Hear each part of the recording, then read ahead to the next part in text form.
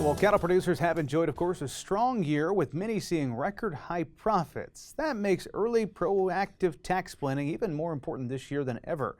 Market Journal's Mike Straub sat down with Tina Barrett. She's the executive director of Nebraska Farm Business Incorporated to share some practical advice as we head into the tax season. Early proactive tax planning is one of the most valuable tools you have when running a business. Getting to your tax preparer sooner will allow you more time to make adjustments and decisions that are right for your operation. Yeah, I mean, it's definitely going to have, an impact, and we're going to expect taxable incomes to be higher. So the earlier that they can get into their tax preparers to really look at that and start to make a plan for how they're going to handle that income will really benefit them a lot. You can really make good decisions instead of just rash decisions at the end of the year. If you don't go in for your tax planning appointment until the middle of December, and then you've got 2 weeks over Christmas to, make whatever decisions you're going to make. If you can go in now, and it gives you some time to think about it and really make sure that the decisions that you're making are best for your operation and not just for this year's tax bill, that's really going to help them out a lot. So, I mean, it might be, maybe you don't need to spend as much on equipment as you thought you did, or maybe you do want to recognize a little bit more tax, but having time to think about that is really important. First thing is good records up to date. So, making sure that everything has been, however you keep your accounting records, that everything's entered, it's reconciled to the bank, that you've accounted for all your loan payments, all of those kinds of things. And then also a listing of income and expenses you expect to have before the end of the year. So it's really important to know if you're going to sell a calf crop in December, or if that's going to wait till next year, if you're going to be buying any replacements, anything like that. So all of those expected income and expenses are also very important.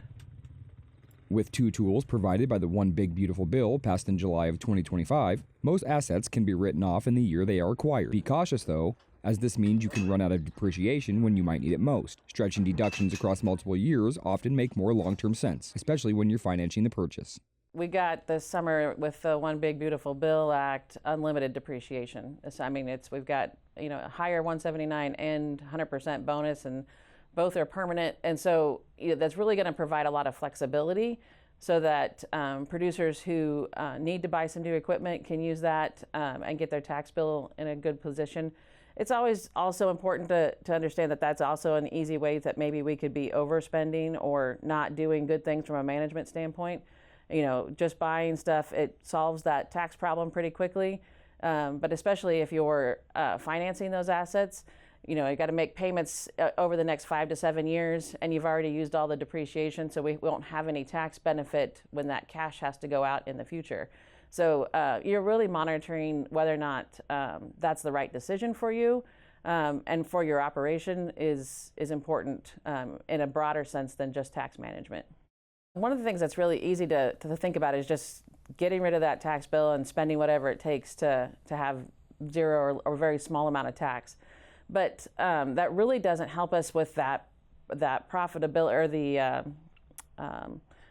the balance sheet part of your business. So it's going to get you where you want on the tax side of things, but it doesn't help improve that financial health. So the only way we can pay down debt is to pay taxes, and it seems like such a backward concept.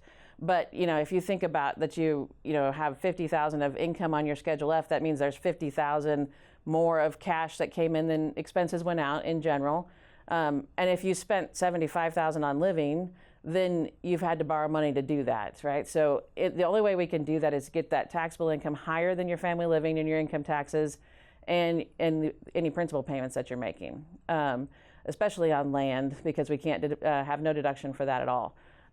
So this might actually be a time to consider paying some tax and using some of that money to pay down debt, get yourself in a healthier financial position, because we know these times aren't forever, and at some point there'll be a correction of some kind, and so using the profitability today to get into a better financial position is good for the operation. Yeah, I think we could even look back a couple of years at the profitability that crop operations saw in 20 and 21 and 22, and again, there was a lot of that money spent on equipment, different things to pay down that debt, the tax bill, and then the crop prices fell and there was a struggle and continues to be a struggle to make cash flow meet, because we've got those obligations that we locked into when things were good, increased our family living to a point where now it's really hard to pull that back down.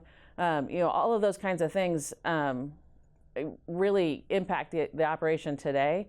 And so for cow-calf operations, again, it's definitely time to enjoy some of this profitability, but making decisions that are long-term and locking into things, assuming this kind of profitability is here to stay, can really be detrimental to the operation in the long term. High-income years are opportunities to build lasting strength into your operation. By planning early, spending wisely, and using depreciation and prepay strategies with care, you can lower your tax bills without creating tomorrow's problem.